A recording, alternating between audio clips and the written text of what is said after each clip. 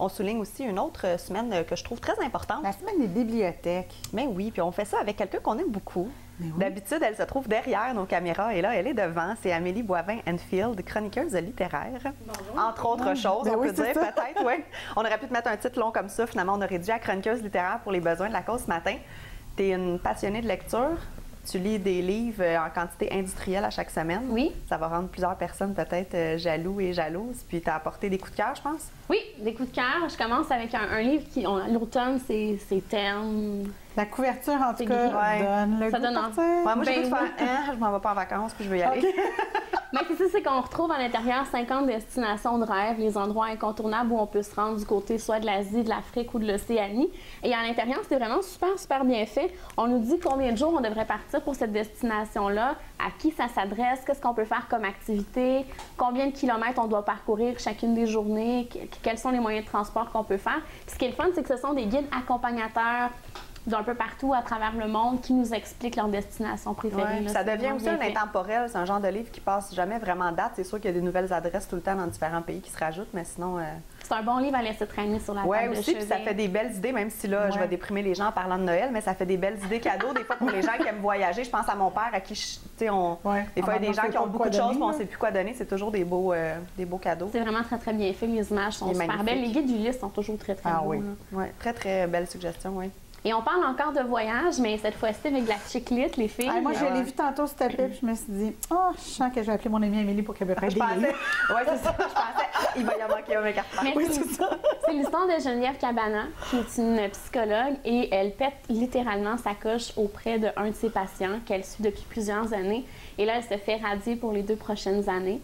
Alors, elle se demande qu'est-ce qu'elle va faire pour les 2 prochaines années. Alors, elle va devenir agente à destination dans un resort du côté de Punta Cana, en République dominicaine.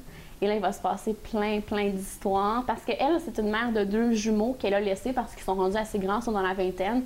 Et là, là-bas, il va se passer plein d'histoires. Puis, en tant qu'agente à destination, elle n'a pas le droit d'avoir de relations avec des clients. Ah, OK. J'aime beaucoup le pas le droit et la face que tu fais. C'est parce qu'elle va avoir une petite histoire avec un jeune dans la vingtaine, un joueur de soccer professionnel, parce qu'il y a une équipe qui est là-bas pour un camp d'entraînement. Elle va aussi se lier avec un médecin québécois qui est en congé là-bas. Alors, il va se passer plein d'histoires, dont une épidémie sur le resort auprès des Québécois. Alors, très, très drôle comme roman. J'ai vraiment beaucoup aimé. Et ce qui est le fun, c'est rare dans la chiclite qu'on a un personnage qui est dans la quarantaine, 48 ans. Oui, c'est vrai. C'est toujours 20, 30 ans, là. Ah oui. Alors, il se passe plein d'histoires, c'est super rigolo. Mais comme quand on va dans un resort, il y a tout le temps plein d'histoires qui se passent. Et là, je vous parle d'un autre chick-lit cette fois-ci, c'est Le Chic, le Chèque et le Choc de Daniel Couture. Et c'est l'histoire de Justine qui a 38 ans, qui est propriétaire d'une galerie d'art. Et là, elle a aussi 2 amies, qui est Chloé et aussi Sarah. Et ce sont 3 filles totalement différentes. Il va y avoir plein d'histoires d'amour et aussi d'amitié, des chicanes aussi d'amitié. Et Justine, c'est quelqu'un qui veut rien savoir de s'engager. Alors, elle dit qu'elle veut un gars dans son lit, mais pas dans sa vie. OK. Et elle nous dit qu'un gars devrait avoir les 3 C. Alors, le chic, la vie mondaine, le choc, le sexe et le chèque, l'argent. Mais il y en a plein de filles comme ça. Pourquoi tu me regardes? On va arrêter ça là. Donc, qu'est-ce que tu fais dans tes temps libres? Mais ce qui est le fun, c'est que les 3 filles, ce sont des filles totalement différentes, avec des âges différents. Et aussi, ce qui est intéressant là-dedans, c'est que quand on tombe en amour, on le choisit pas quand on tombe en amour. Alors, dans ce roman-là, finalement, Justine va finir par trouver l'amour. Et là, on se retrouve dans le 2e tome. Ah, il y en a plus qu'un? Ben oui. Ah! C'est que le premier est sorti au printemps. OK. Et là, je voulais vous parler du 2e. Alors, je voulais un peu vous mettre en bouche l'histoire du chic, le chèque et le choc. Et là, on se retrouve dans le 2e tome où Justine a trouvé l'amour. Ah! Même si elle ne voulait pas trouver l'amour. Et là, elle se marie. Et là, ils vont croiser le soir de l'enterrement de vie de fille de Justine, Brigitte, qui est une amie de Sarah, amie qu'elle a connue il y a plusieurs années.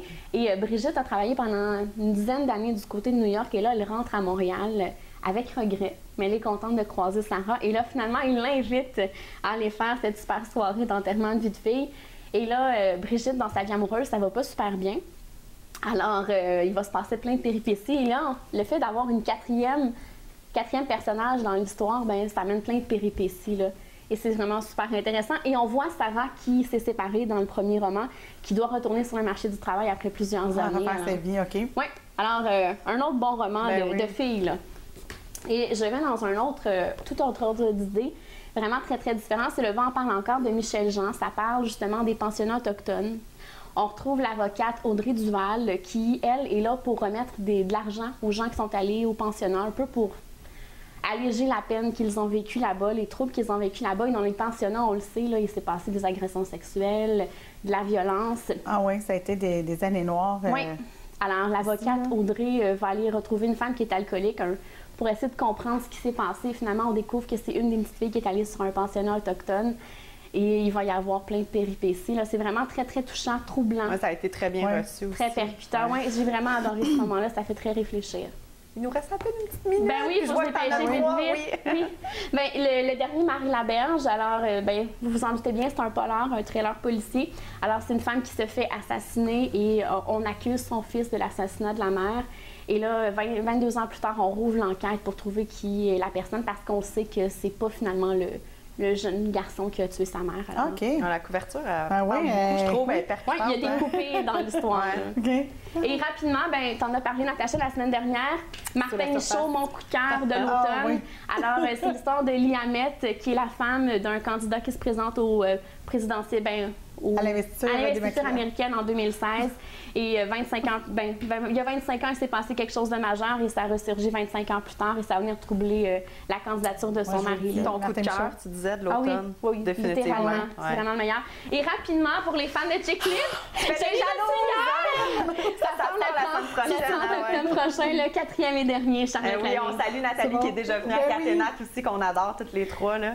Merci, Amé. Continue de lire pour nous, puis tu reviendras nous présenter d'autres belles suggestions comme ça.